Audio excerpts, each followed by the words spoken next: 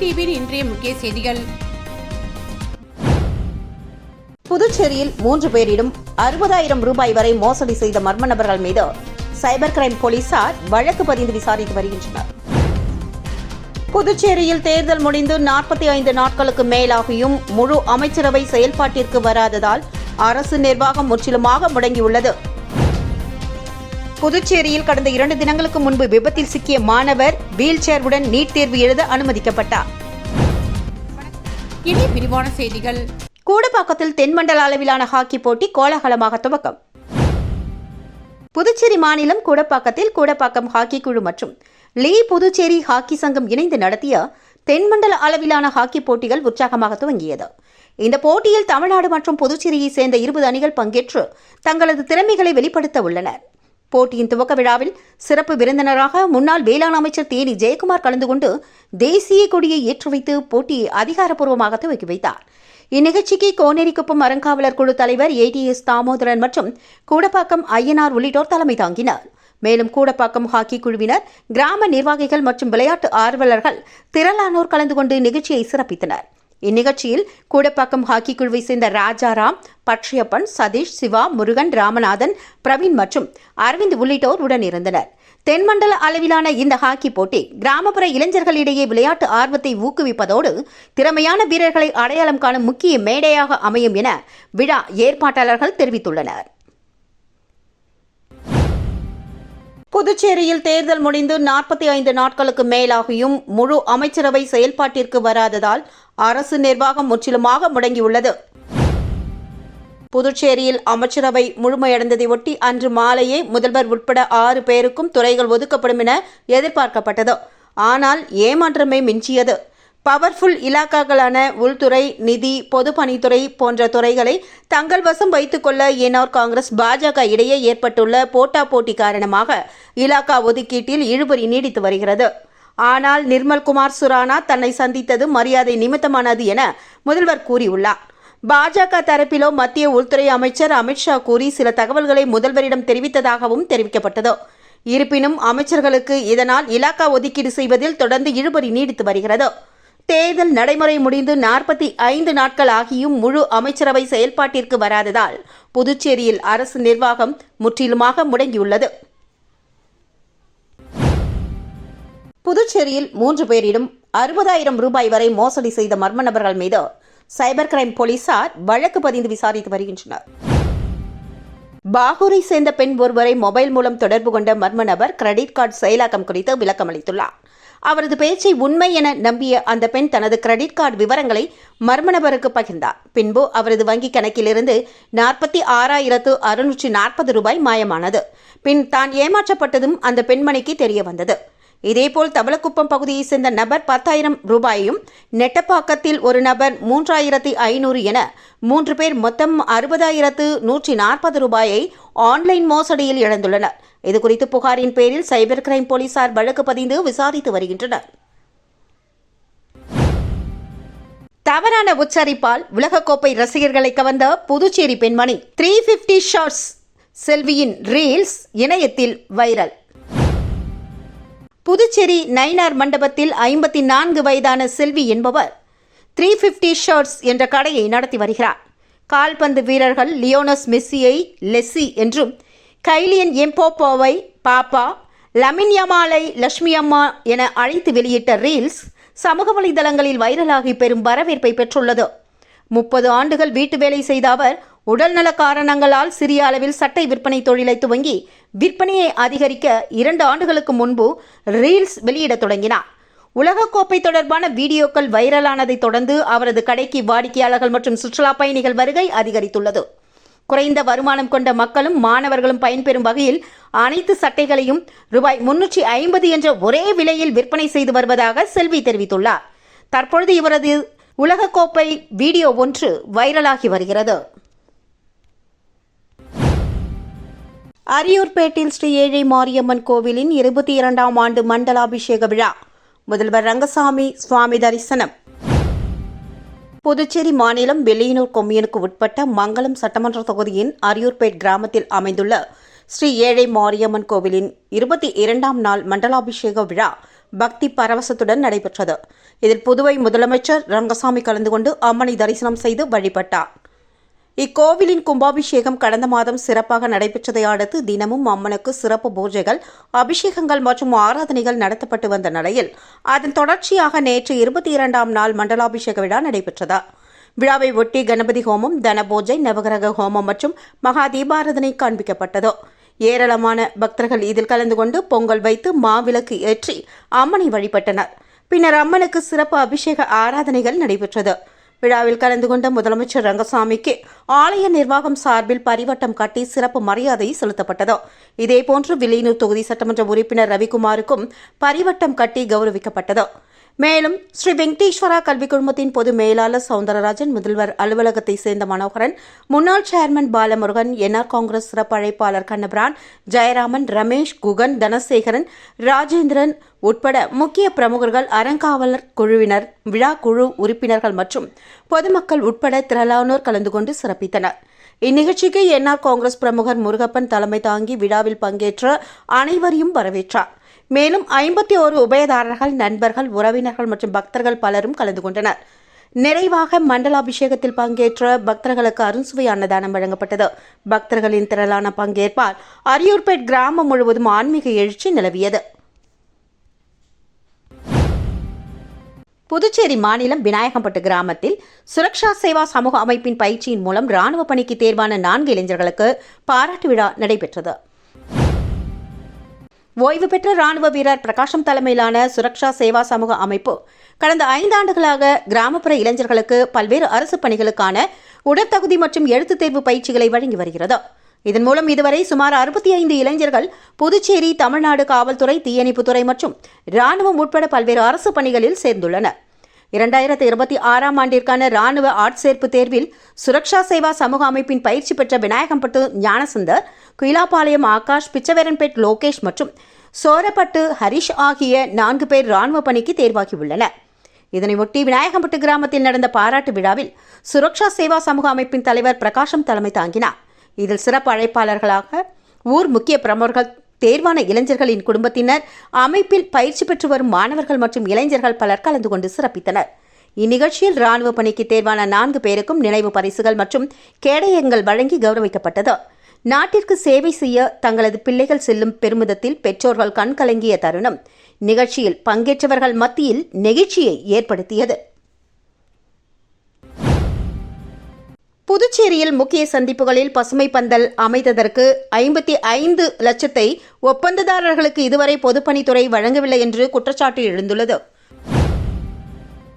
புதுச்சேரியில் கோடை காலங்களில் சிக்னலில் வாகன ஓட்டிகள் படும் அவதியை உணர்ந்த புதுச்சேரி அரசு பொதுப்பணித்துறை மூலமாக சிக்னல்களில் இடதுமார்க்க சாலைகளில் மட்டும் பசுமை பந்தல் அமைத்து வருகிறது. அந்த வகையில் அஜந்தா சிக்னல், ராஜா திரையரங்கம் மற்றும் அண்ணா சாலை, நெல்லித்தோப்பு, இந்திரா காந்தி சதுக்கம், ராஜீவ்காந்தி சதுக்கம் ஆகிய 6 சிக்னல்களில் மார்ச் மாதம் முதல் ஜூலை மாதம் வரை 5 மாதங்களுக்கு பசுமை பந்தல் அமைக்கப்பட்டு வருகிறது. அந்த வகையில் கடந்த ஆண்டு பசுமை பந்தல் அமைத்ததற்கு சுமார் 55 லட்சத்தை ஒப்பந்ததாரருக்கு இதுவரை பொதுப்பணித்துறை வழங்கவில்லை. இந்நிலையில் அதே ஒப்பந்ததாரரிடம் இந்த ஆண்டுடன் தேர்தல் முடிந்ததும் பணத்தை விடுவிப்பதாக ஆட்சியாளர்கள் தெரிவித்தனர். அதனை ஏற்று ஒப்பந்ததாரரும் அனைத்து சிக்னல்களிலும் பசுமை பந்தலை அமைத்தனர். இந்நிலையில் தேர்தல் முடிந்து 1.5 மாதங்களுக்கு மேலாகியும் இதுவரை ஒப்பந்ததாரருக்கு அரசு தரப்பில் இருந்து பணம் விடுவிக்கப்படவில்லை. மேலும் புதிய அரசு பொறுப்பேற்றாலும் அமைச்சர்களுக்கு இலாக்கா ஒதுக்கீடு செய்யப்படாததால் யாரிடம் சென்று பணத்தை கேட்பது என தெரியாமல் ஒப்பந்ததாரர் பரிதவித்துக் கொண்டிருக்கிறார். காவல் நிலையங்களில் நடந்த மக்கள் மன்றத்தில் பொதுமக்கள் மத்தியில் இருந்து பெறப்பட்ட 40 புகார் மனுக்கள் மீது உடனடி தீர்வு காணப்பட்டது. புதுச்சேரி காவல் நிலையங்களில் பொதுமக்களின் குறைகளை கேட்க ஒவ்வொரு சனிக்கிழமை அன்றும் மக்கள் மன்றம் நடத்தப்பட்டு வருகிறது. அந்த வகையில் நேற்று புதுச்சேரி பெரியகடை காவல் நிலையத்தில் சீனியர் எஸ்பி கலைவாணன் தலைமையில் மக்கள் மன்றம் நடைபெற்றது. அதேபோல் சைபர் கிரைம் காவல் நிலையத்தில் சீனியர் எஸ்பி ராகவ், போக்குவரத்து காவல் நிலையத்தில் சீனியர் எஸ்பி திவ்யா உள்ளிட்டோர் பொதுமக்களின் குறைகளை கேட்டு அறிந்தனர். காரைக்காலில் சீனியர் எஸ்பி லட்சுமி சௌஜன்யா, சைதாப்பட்டு காவல் நிலையத்தில் வம்சிதர் ரெட்டி, பாகூரில் எஸ்பி ஜிண்டா கோந்தண்டராமன், வில்லியனூர் பகுதியில் எஸ்பி சுப்பிரமணியன், ஏனமில் எஸ்பி வரதராஜன், மாஹி காவல் நிலையத்தில் இன்ஸ்பெக்டர் அனில்குமார் பொதுமக்களின் குறைகளை கேட்டறிந்தனர். மக்கள் மன்றத்தில் பொதுமக்களிடமிருந்து மொத்தம் 60 புகார் மனுக்கள் பெறப்பட்ட நிலையில் அதில் 40 மனுக்கள் மீது விசாரணை நடத்தப்பட்டு உடனடி தீர்வு காணப்பட்டுள்ளது. மேலும் மக்கள் மன்றத்தில் 26 பெண்கள் உட்பட 227 பேர் கலந்து கொண்டனர் என்பது குறிப்பிடத்தக்கது. புதுச்சேரியில் 12வது சர்வதேச யோகா தினத்தை முன்னிட்டு கடற்கரை சாலையில் நடந்த யோகா செயல்விளக்க பயிற்சியில் சுமார் 4000க்கும் மேற்பட்டோர் பங்கேற்பு. புதுச்சேரி அரசு சுற்றுலாத்துறை, ஆயுஷ் இயக்குநரகம், பள்ளி கல்வித்துறை, உயர் மற்றும் தொழில்நுட்ப கல்வித்துறை ஆகியவை இணைந்து நடத்திய 12வது சர்வதேச யோகா தின விழா கடற்கரை சாலையில் சிறப்பாக நடைபெற்றது. காலை 7 மணி முதல் 9 மணி வரை நடைபெற்ற இந்த நிகழ்ச்சியை துணைநிலை ஆளுநர் கைலாஷ்நாதன் துவக்கி வைத்தார். முதலமைச்சர் ரங்கசாமி முன்னிலை வகிக்க மத்திய தகவல் மற்றும் ஒலிபரப்பு அமைச்சகத்தின் சார்பில் தயாரிக்கப்பட்ட யோகா 360 என்ற விழிப்புணர்வு கையேடும் வெளியிடப்பட்டது. இவ்விழாவில் அமைச்சர் ராஜவேலு, சட்டமன்ற உறுப்பினர் சரவணகுமார், தலைமை செயலர் டாக்டர் சரத் சௌஹான், காவல்துறை இயக்குநர் ஷாலினி சிங், சுற்றுலாத்துறை ஆணையர் மற்றும் செயலர் டாக்டர் மணிகண்டன், உயர்கல்வித்துறை செயலர் முகமது ஹசன் அபித், சுகாதாரத்துறை செயலர் சௌத்ரி முகமது யாசின் உள்ளிட்டோர் கலந்து கொண்டு சிறப்பித்தனர். இதனையொட்டி புதுச்சேரி கடற்கரை சாலையில் யோகா வல்லுநர்கள், மாணவர்கள் மற்றும் பொதுமக்கள் பங்கேற்ற பெரும் திரள் யோகா செயல் விளக்க நிகழ்ச்சி நடைபெற்றதில் 4000க்கும் மேற்பட்டோர் பங்கு பெற்றனர். தேசிய மாணவர் படையைச் சேர்ந்த ஆசிரியர்கள் மற்றும் மாணவர்களும் இதில் திரளாக பங்கேற்றனர். மேலும் உப்பளம் இந்திரா காந்தி உள் விளையாட்டு அரங்கத்தில் நடந்த கூடுதல் யோகா செயல் விளக்க நிகழ்வில் 850 பேர் கலந்து கொண்டனர். புதுச்சேரி அரசின் பல்வேறு துறைகளின் ஒத்துழைப்புடன் விழா ஏற்பாடுகள் சிறப்பாக மேற்கொள்ளப்பட்டதாக சுற்றுலாத்துறை இயக்குநர் முரளிதரன் கூறியுள்ளார்.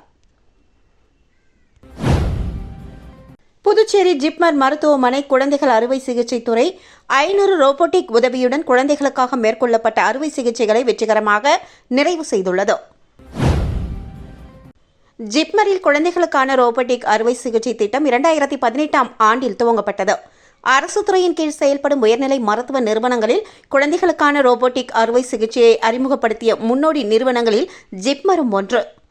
இந்த சாதனை குறித்து குழந்தைகள் அறுவை சிகிச்சை துறையின் பேராசிரியரும் துறை தலைவருமான டாக்டர் கிருஷ்ணகுமார் வெளியிட்டுள்ள செய்திக்குறிப்பில், 500 ரோபோட்டிக் அறுவை சிகிச்சைகள் என்ற மைல்கல்லை எட்டியது பல ஆண்டுகளாக நடைபெற்ற அர்ப்பணிப்பான குழு முயற்சி.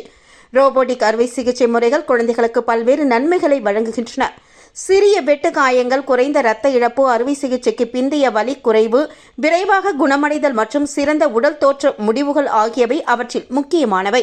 குழந்தைகளின் உடல் அமைப்பு மிகவும் நுட்பமானதாக இருப்பதால் துல்லியமான மற்றும் குறைந்த பாதிப்பை ஏற்படுத்தும் அறுவை சிகிச்சைகள் அவர்களின் நீண்டகால ஆரோக்கியத்திற்கு பெரிதும் உதவுகின்றன.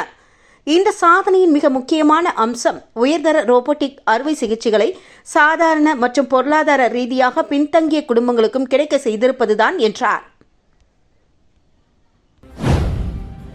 தமிழக முதல்வர் விஜய் பிறந்தநாள் விழாவை ஒட்டி முன்னாள் எம்எல்ஏ சாமிநாதன் ஆட்டோ ஓட்டுநர்களுக்கு சீருடை வழங்கினார்.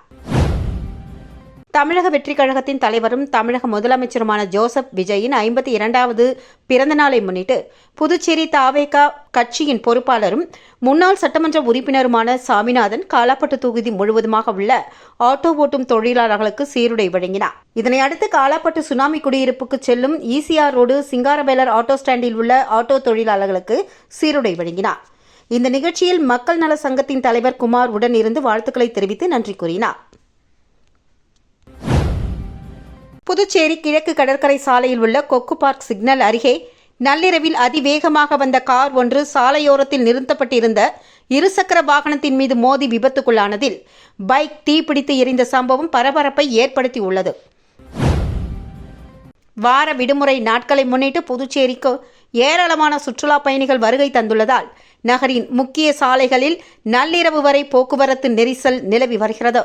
இந்நிலையில் இன்று அதிகாலை 2 மணி அளவில் சிவாஜி சிலை பகுதியில் இருந்து ராஜீவ்காந்தி சதுக்கம் நோக்கி புதுச்சேரி பதிவெண் கொண்ட கார் ஒன்று அதிவேகமாக சென்றதாக கூறப்படுகிறது.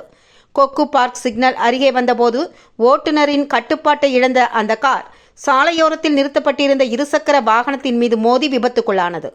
இந்த மோதலின் தாக்கத்தால் இருசக்கர வாகனம் தீப்பிடித்து எரிந்தது.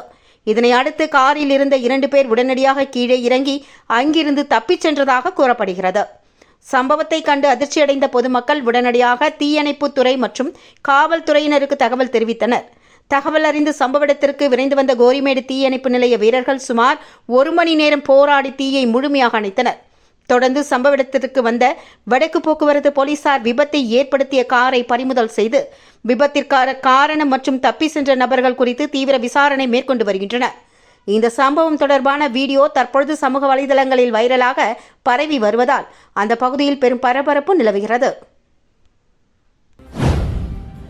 புதுச்சேரியில் கடந்த 2 தினங்களுக்கு முன்பு விபத்தில் சிக்கிய மாணவர் வீல் சேருடன் நீட் தேர்வு எழுத அனுமதிக்கப்பட்டார். புதுச்சேரியில் நீட் மறுதேர்வு இன்று 9 மையங்களில் நடந்தது. பல்வேறு சோதனைகளுக்கு இடையே மாணவர்கள் தேர்வு எழுத அனுமதிக்கப்பட்ட நிலையில் லாஸ்பேட்டை பகுதியை சார்ந்த யஷ்வந்த் என்ற மாணவன் தேர்வு எழுத விண்ணப்பித்திருந்த நிலையில் கடந்த 2 நாட்களுக்கு முன்பு விபத்தில் சிக்கியுள்ளார். ஆன்லைன் மூலம் தேர்வு எழுத அதிகாரிகளை தொடர்பு கொண்டபோது சரியான தகவல் கிடைக்காத காரணத்தால் வீல் சேரில் வந்து இன்று தேர்வு எழுதினார். அவரது பெற்றோர் மற்றும் அதிகாரிகள் உதவியுடன் முடிந்தவரை தேர்வு எழுத முடியும் என்ற நம்பிக்கையுடன் காலில் கட்டு மற்றும் கைகளில் காயங்களுடன் தேர்வு எழுத வந்த மாணவனை அதிகாரிகளும் சக மாணவர்களும் உற்சாகப்படுத்தி தேர்வு மையத்திற்குள் அனுப்பி வைத்தது நெகிழ்ச்சியை ஏற்படுத்தியது. புதுச்சேரியில் 3 பேரிடம் 60,000 ரூபாய் வரை மோசடி செய்த மர்ம நபர்கள் மீது சைபர் கிரைம் போலீசார் வழக்கு பதிந்து விசாரித்து வருகின்றனர். புதுச்சேரியில் தேர்தல் முடிந்து 45 நாட்களுக்கு மேலாகியும் முழு அமைச்சரவை செயல்பாட்டிற்கு வராததால் அரசு நிர்வாகம் முற்றிலுமாக முடங்கியுள்ளது. புதுச்சேரியில் கடந்த 2 தினங்களுக்கு முன்பு விபத்தில் சிக்கிய மாணவர் வீல் சேருடன் நீட் தேர்வு எழுத அனுமதிக்கப்பட்டார். இத்துடன் செய்திகள் நிறைவடைந்தன. வணக்கம்.